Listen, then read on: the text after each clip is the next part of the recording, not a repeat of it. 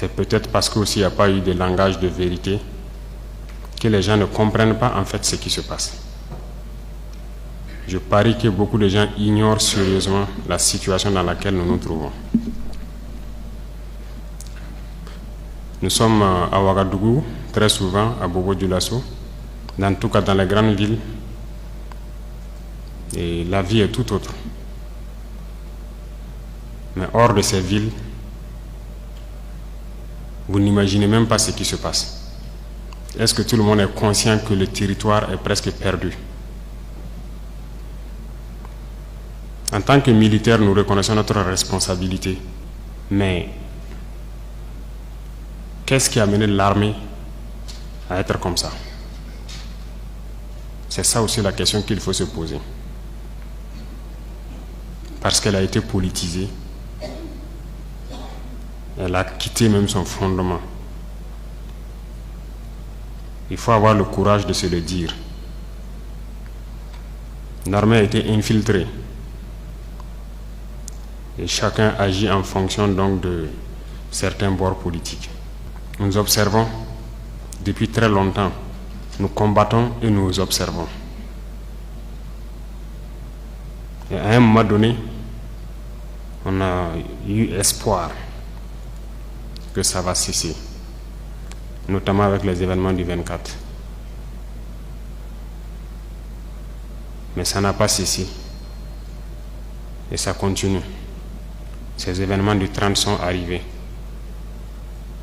Je vais vous dire ce soir où est-ce que nous en sommes, où est-ce que nous partons.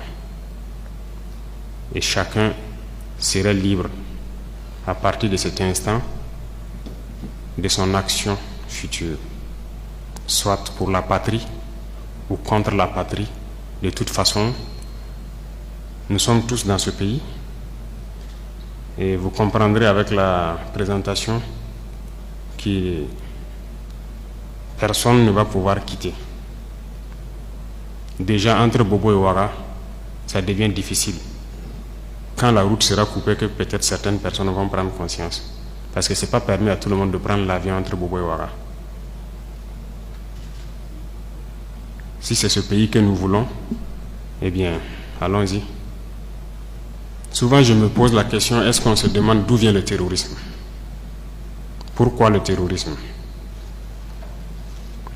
Tout n'est pas terrorisme. Nous avons contribué, quand je dis nous, c'est la société, contribué à ce que cette situation arrive. Mais j'ai marché à travers une partie du Sahel.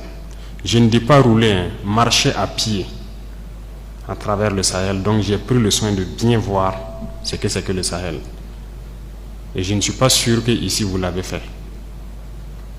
J'ai marché de Gorom, passant par Oursi, aller à Déou, Tinakov, Tinasan, revenir sur Marcoy. Cette partie, on l'a fait. On a vu comment les gens vivent là-bas. Et on l'a fait, ça vaut 10 ans de cela. Et c'était prévisible que cette situation va arriver. Ça veut dire que c'est nous qui avons créé cette situation, la gouvernance. Il faut qu'on se dise cette vérité. On a tout fait pour abandonner certains peuples à cause de nos intérêts égoïstes. On ne pense qu'à nous. Comme jusqu'aujourd'hui, on voit les gens meurent ailleurs, mais à Ouagadougou, on fait la fête. On n'a aucune pitié pour l'autre.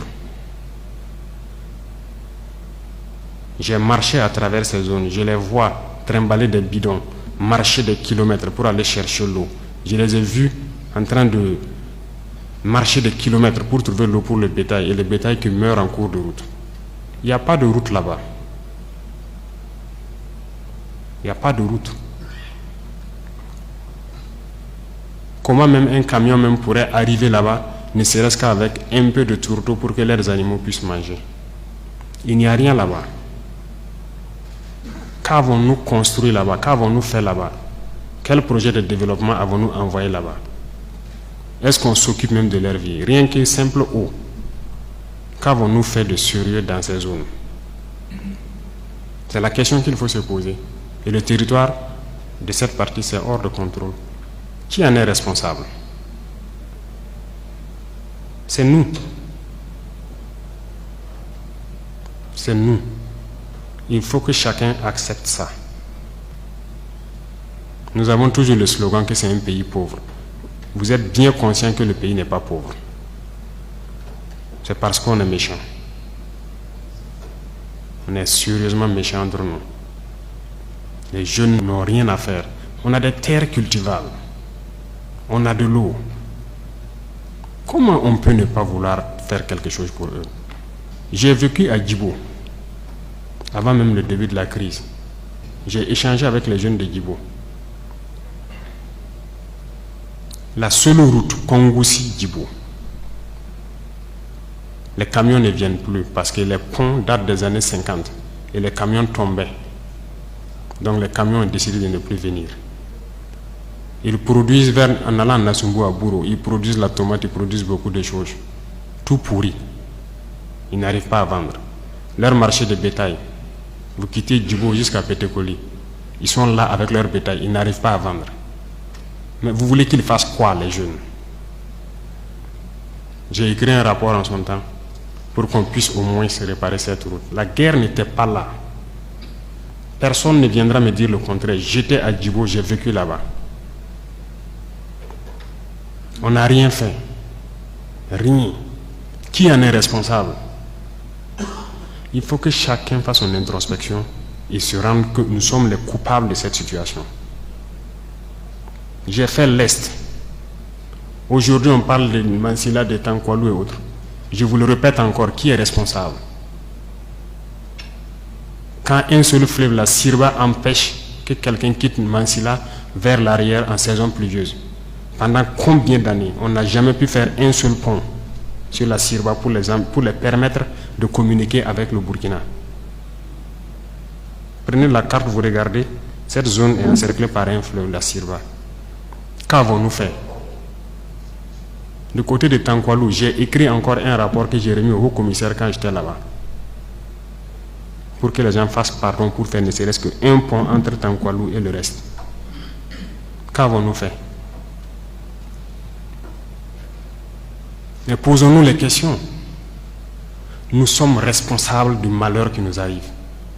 Si on ne change pas de manière d'être, ne croyez pas que nous allons être là encore, dans ces salles climatisées à nous regarder. Non. Non. D'autres ne peuvent pas être là à souffrir pendant que d'autres sont dans un luxe insultant. On a été prévenus. On n'a jamais voulu écouter. Toute cette bamboula que nous faisons dans les villes, tout peut se céder jour au lendemain. Si on n'arrête pas ce que nous sommes en train de faire. Je sais que personne ne vous a déjà parlé comme ça, mais je vous le dis aujourd'hui franchement. Et chacun pourra choisir ce que nous voulons du Burkina. Je ne suis pas politicien. Je n'ai pas de langue de bois. Moi, je suis un militaire. Et je préfère vous dire la vérité. Chacun est libre de prendre ou de laisser. Tout le monde roule dans sa voiture, tout le monde vit bien. On mange matin, on mange midi, on mange le soir. On fait ce que nous voulons faire. On est libre de parler, de dire ce que nous voulons. C'est la démocratie, c'est le droit, c'est tout. C'est tout ce que nous connaissons à Ouagadougou. Mais allez-y les voir. Les enfants qui ont la peau sur les os. Allez voir les vieillards qui meurent de faim. Allez voir ces femmes qui ne peuvent plus allaiter parce qu'elles n'ont plus rien dans le sein. Allez les voir. Ne faisons pas semblant. Si nos journalistes n'ont pas le courage d'aller sur le terrain et vous ramener ces genres d'images, parce qu'on veut laver l'image du Burkina, je vous dis que c'est faux, ça existe. Quand je vous parle des gens qui mangent l'herbe, celui qui veut contester, je l'amène demain à les voir. Ça continue, ça n'a même pas cessé. Parce qu'on a pu ravitailler certains villages, mais d'autres pas encore, on est toujours en route. Aucun civil ne peut daigner même soutenir aussi avec des camions pour qu'on puisse être solidaire vis-à-vis de ces populations-là. C'est quelle intégrité? C'est quoi l'intégrité? Burkina Faso, c'est quoi? C'est ça qui nous a révoltés. Et on est toujours révoltés. Tant qu'on ne va pas soigner les maux de ce pays-là, on sera toujours révoltés. Pour l'instant, on a pu, dans l'armée quand même, réaliser quelques camions et transporter les vivres avec nos propres moyens, bien qu'on a loué d'autres même ajoutés, vers des populations qui mouraient de faim. Et même dans cette location, j'ai vu qu'il n'y a aucune pitié. Des citoyens savaient que c'est pour aller là-bas, mais ils sont restés sur leurs tarifs. C'est pour dire que la solidarité là, a disparu au Burkina. Ayez pitié des gens, ayez pitié de la jeunesse, ayez pitié des enfants. Qu'est-ce qu'ils ont fait, ces villageois-là, pour que quand le soleil tombe, eux, ils se retrouvent dans les grottes, dans les arbres, ils quittent le village. Et le matin, ils se pointent, ils regardent pour voir si tout va bien avant de revenir. Ils dorment dans la brousse. Ils ne peuvent pas dormir chez eux. On ne vous dit pas ces vérités. C'est la réalité du Burkina comme ça. On ne voit que nos villes. Nous sommes responsables de ce qui nous arrive. Et nous serons entièrement responsables de ce qui va suivre.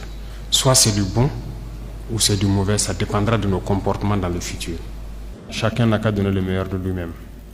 Et je pense qu'on peut y arriver. Je suis optimiste, j'ai foi. Et Inch'Allah, on va y arriver.